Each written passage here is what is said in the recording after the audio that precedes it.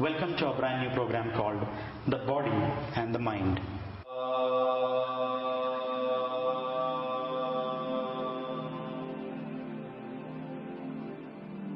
Shanti, Shanti, Shanti.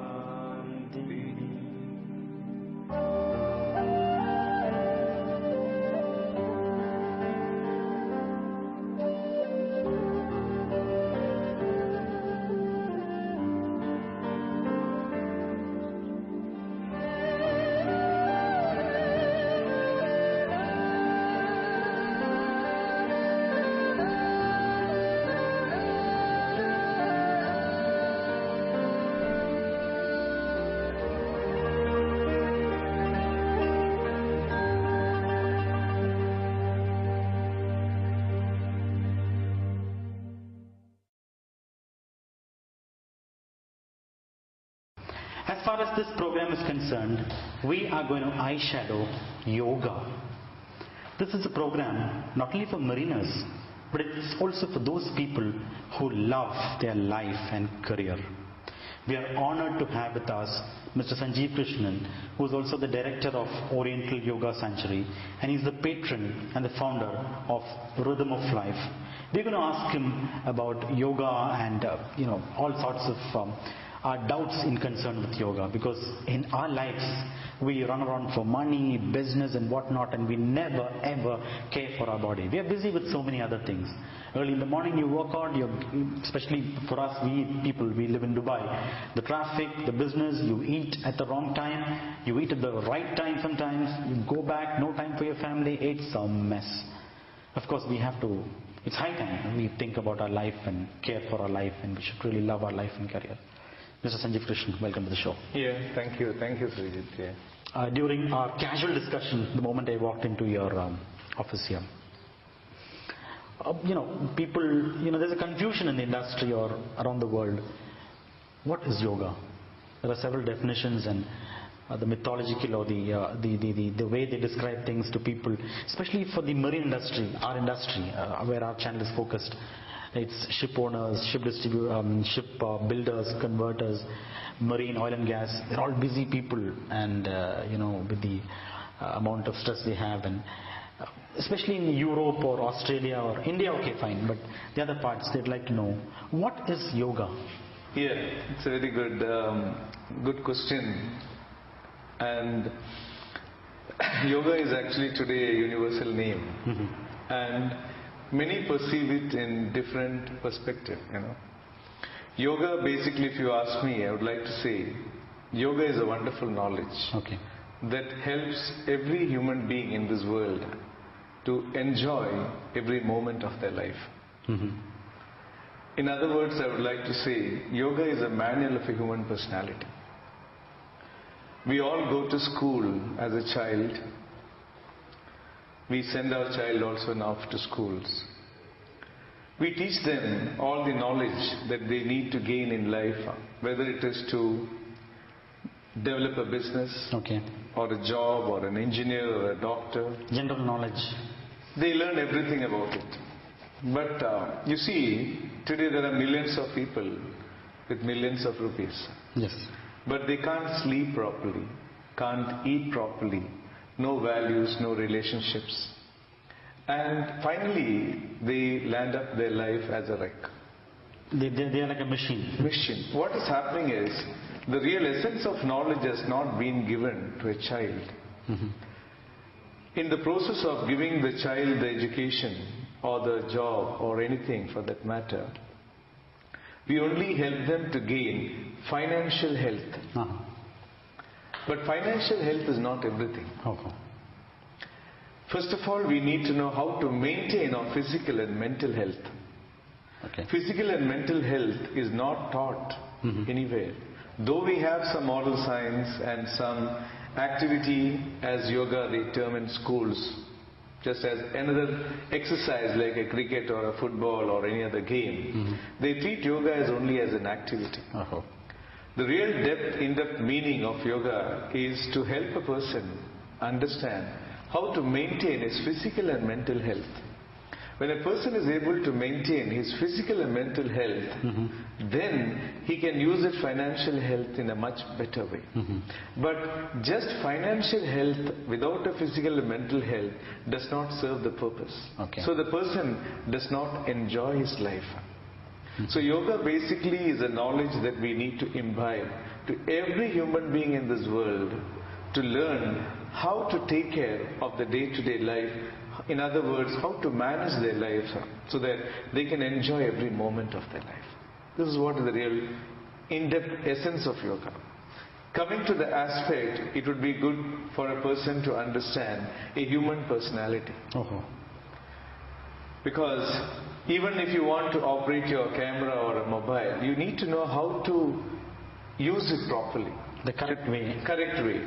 For example, today we buy a mobile and there's always an instructor's manual attached to it.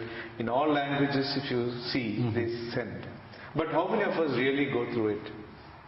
None of us. We know to operate the normal, to call a person, or just for a message, or a camera, or little these things. Nowadays, yes, internet and all those things you use.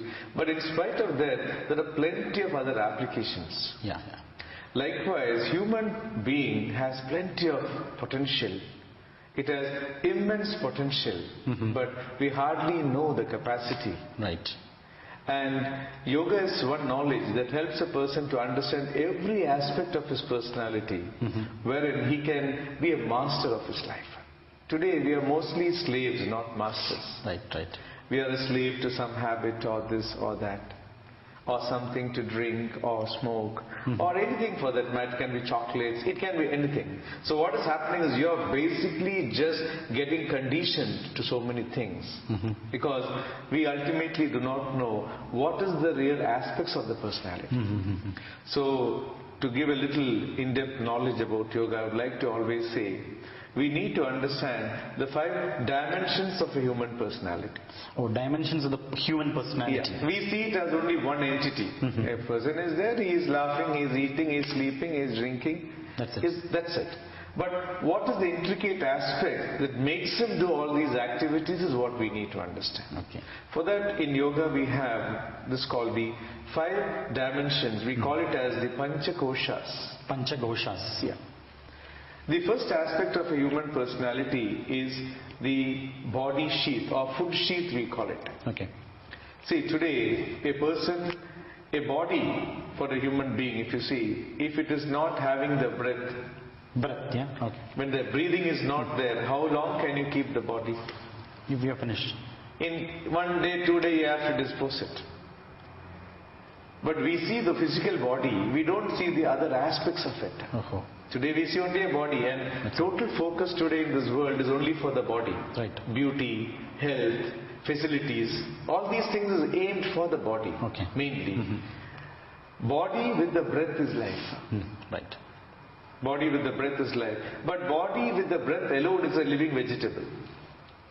Because there is no mind attached to it.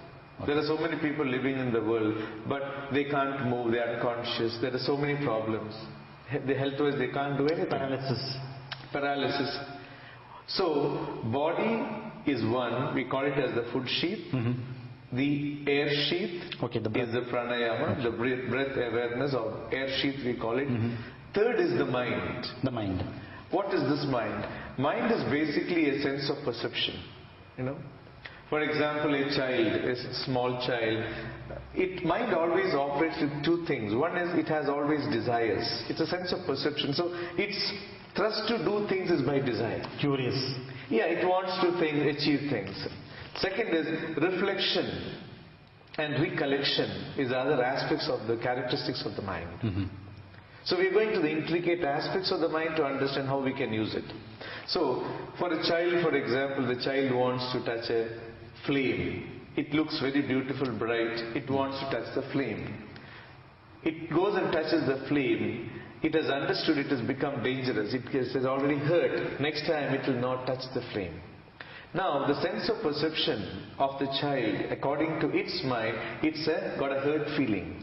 So he doesn't want to do touch it again. Right. Now as the child progresses or grows, you would have noticed the child now starts using the flame for his benefit.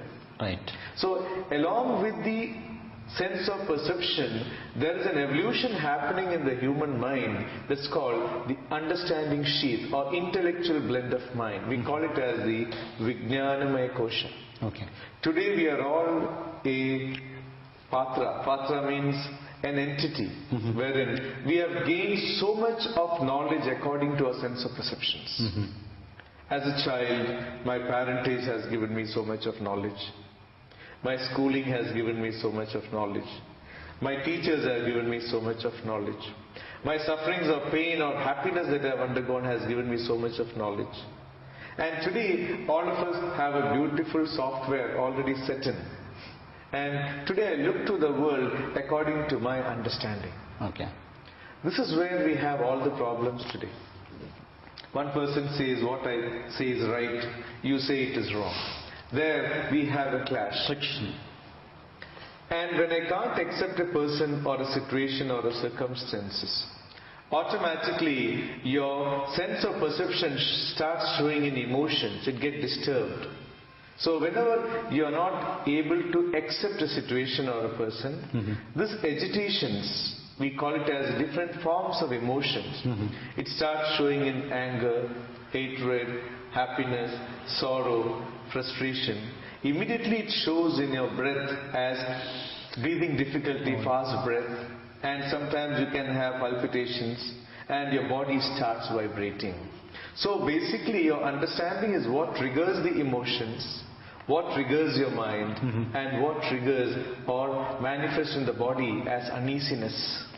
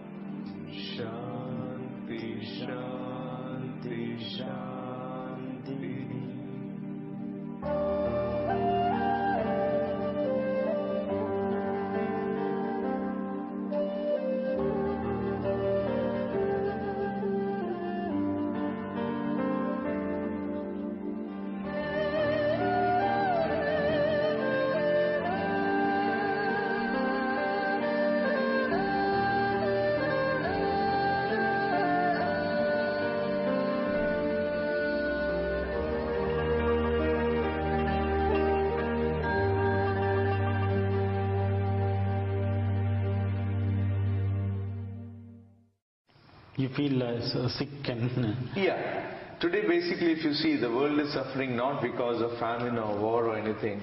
Basically we're all suffering because of psychosomatic diseases. That's why if you really see, it's a very pathetic state. We don't take care of our health. And another important aspect is we do not know the higher aspects of a personality. Even in the medical science is very essential today because we are all not taking care of our health, so we land up always in crisis. Whenever you land up in crisis, there should be a section of medical science that can treat you for emergencies. So this is why hospitals are increasing more and more, because it is a crisis management basically. People go there for sudden relief. Certain relief. But it's very sorry to see that for diabetic, for example, you start with small doses of insulin tablets. Finally, you land up with insulin. Permanently. If you start with blood pressure, for example, you start with slow tablets, and again you continue the tablets. If you see for arthritis or depressions, there is no actually a medicine to cure it. They can only maintain, Stabilize it. stabilize it. They can kill your pain. But to get out of it, it's very difficult. Even the medical science, even all the colleges, I don't think they give in-depth knowledge about breath, or how the mind operates, or how the understanding has an impact. That's why we say uneasiness of the mind. Whenever I'm not easy at a given situation or a circumstance or a person, immediately I show it as disturbances. Okay. And these disturbances already trigger in the body as uneasiness of the body. We call it, I am not in ease, I am in dis-ease. Diseases are the Disease. When you're not in ease, disease is manifest. So this is what is basically happening. Okay. And another aspect of a human personality, if you see, all human beings, our body structures may be different. Correct. Height, weight, color, everything may be different. Our breathing patterns may be different. Our sense of perceptions on certain things may be different. Our understanding on a subject may be different. But we have all one common goal in life. That's why you and I are here today. What? Because the common goal that we are all looking for in this world is what? Peace and happiness. Of course, of course. Today you have so many people coming down to Dubai. You can see almost 35,000, 40,000 people come every day. But ultimate aim is what? Either they come for job, or for seeing their parents, or seeing their children, or business, whatever it is. But what is ultimate aim? Aim is peace and happiness at the end of the day. So, happiness and peace is what? That is what is called godliness. Today we pray to God to give us all the help, support, love, compassion, everything. And we pray for the peace and happiness. But God in fact has given His divine beautiful qualities like a chip in all of us. That's where whenever you say a lie or you say an untruth, I am the first person to know it's an untruth. Okay. Whenever I am going to hurt a person, who knows I am going to hurt? It's me again. So whenever I am responsible for my health, let us say I am drinking all the time, or I smoke, or I get into any other activity, who is the person who knows it's not right? It's me again. And whenever you continue it, you are actually creating more weakness and a guilt feeling within us. Each one of us, we create a guilt feeling. This guilt feeling transcends into your understanding, into your emotions, into your breath, and finally into the body as diseases. Whereas your true nature is what? Your true nature is love, compassion, responsibility. And this gives you power, strength, fearlessness, courage, humility, perseverance, everything. When yoga is basically an integration of the entire dimensions of a human personality, so thereby he is a master to manage himself in day-to-day life. Both health-wise and mind-wise. Everything, it covers everything. So understanding this, for example, food sheets, let us say the body. How can we take care of our body? By the right concepts of food. We are all operating with energies, We call it in Hatha Yoga is the traditional authentic yoga from which every other yoga has come. All has come only from the basic Hatha Yoga. Hatha Yoga is a very ancient knowledge. Hatha means Ha and Tha. Ha is, we call it as the left nostril is Ha, the left and one. Tha is the right, is the Tha. Ha is the pranic energy, and this is the mental energy. The left one? Left is pranic. Okay. This is right is the mental energy. We call it in Hatha means Ha is the moon and Tha is the sun. In modern science you can say this is matter, this is energy. We call it as Yin and Yang in Chinese. We call it in ancient knowledge, we call it as Prakriti and Shiva.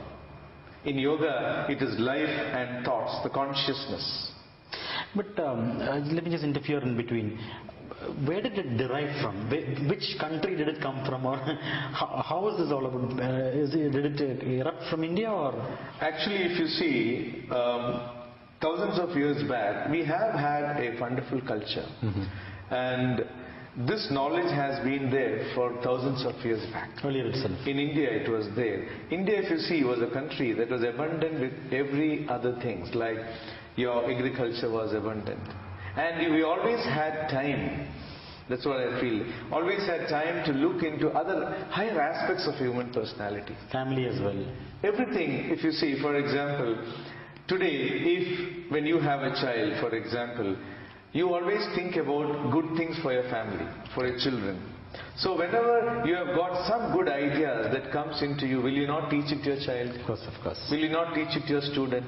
Same way, so many persons who have contributed the different experiences of their day-to-day life, which has been finally formulated by great scholars and saints. And that is how this knowledge has come. There is not a particular author for it. Oh, it's just... It has come from various people at different times, Now, for example, today also, you also can create so many things. That's what we say, it's called Shrutis, but we'll be deviating from the topic if you are going into this. Yes, no. So, we can take it as a subject if you want. It's a very beautiful subject because the entire knowledge is existent in the world as vibrations, basically. Even today, a scientist is looking for something that he wants to discover. What does he do? At every given point of time, he works on it, he thinks on it, he sleeps on it, he eats on it. He's always his mind on a particular thing. Your brain is having 1000 kilovolt of current. How much? 1000 kilovolt. You can imagine the power of the brain. Almost 2 to 13 billion neurons. Each neuron is equivalent to 1 Pentium chip of a computer. So your brain is highly powerful. Now let us say we have 3 meters in diameter, we call it as the bioplastic body. Today it's very common because pranic and reiki and all these things, healing techniques are there. This bioplastic body is the aura that is there in every human being. If you see, for example, you go to a function, let us say, the seats are all empty. What do we initially do? We go and see which is the best seat and sit in the middle actually, somewhere. Because we automatically, unknowingly, we have a space. Sometimes you're walking on the road and you don't look back, but you feel someone is coming at the back. Behind you. Because your bioplastic body touches, it's 3 meters in diameter. So naturally you get the feeling. Many a time you may be telling, I feel feverish. Fever has not entered the physical body, but you have the feeling coming in. Likewise, we have a bioplasmic body. What I'm telling is, whenever a scientist or any person for that matter, they think on a particular subject, automatically they are sending out different types of vibrations in the atmosphere. Today what I am talking to you, what we are discussing is all recorded in the world of nature. Isn't it? Likewise, whatever we say is already recorded.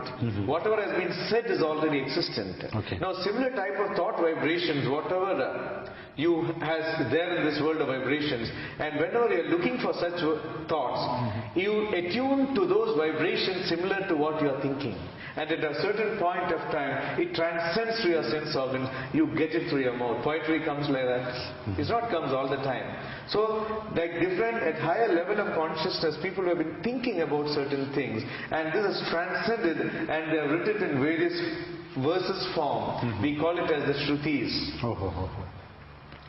It's a beautiful knowledge to understand. We can take it as a subject when we discuss further. But coming to yoga again, so this 5 dimensions of a human personality is what is basically yoga is all about. And it's an integration of this entire essence. Coming to how yoga can help day-to-day life in management, if you see, today I would like to ask you a question, Srijata. Go ahead, please. What do you think is freedom? Generally, what do we all think is freedom? Today all are saying we want to have freedom. What is this freedom? Could be anything. Freedom to talk, freedom to... freedom to express everything. Even freedom to do things. Yes. Sometimes we hear children telling parents, come on, don't disturb me, let me have my freedom. When we were talking about freedom, I had an experience. I was just taking my daughter for the Dubai shopping festival. And I said, you'll get lost in the crowd, so let me hold your hand. So she says, no, don't catch my hand, I want to go free. So that's what it is. Everyone wants to have have that freedom, you know. See, coming to freedom, if you think that is freedom, that's where we have misunderstood certain concepts. The real essence of freedom is, for example, out of freedom, I want to smoke. It's your will. Can you say, you should not smoke? No, no, no. If I want to drink, I can drink, it's my freedom. Or if I want to eat a chocolate, it's my freedom. It's your freedom. Out of sheer love, I want to start loving a person. I get into love. That's also, it's my freedom. Now, after a month, after 2 months, let us say, you are smoking every day. Can you stop your smoking immediately? Very difficult. Very difficult. Can you stop your drinking immediately? Very, very difficult. Not that easy. But yes, there are people who can. Exceptions are always there. Yeah. But generally, people lose their freedom. They think they started with freedom. They lost their freedom. And freedom lost to what? A small cigarette. Freedom lost to a drink or a chocolate. Or you can't even sleep when your dear one has not called. You're stuck. So in fact, we think it is freedom. We have lost the freedom. In fact, we have lost our freedom. Then what is this freedom? Freedom is basically, for example, you have a daughter or a son, for example. The son studies beautifully, understands what you say, and manages his studies in school, at home, and even in the house, he takes and keeps everything beautifully. Now, should you manage him in any way? He's already doing things beautifully. Then you don't have to go and keep... Come on, you do this, you do that. You don't have to say. Now let us say, he does not do it. He does not study, exam is coming and he's not yet finished his revision. You have to sit on his head. Now, when you sit on his head or when you try to manage him, will he like it? No. No. No one likes to be managed by others.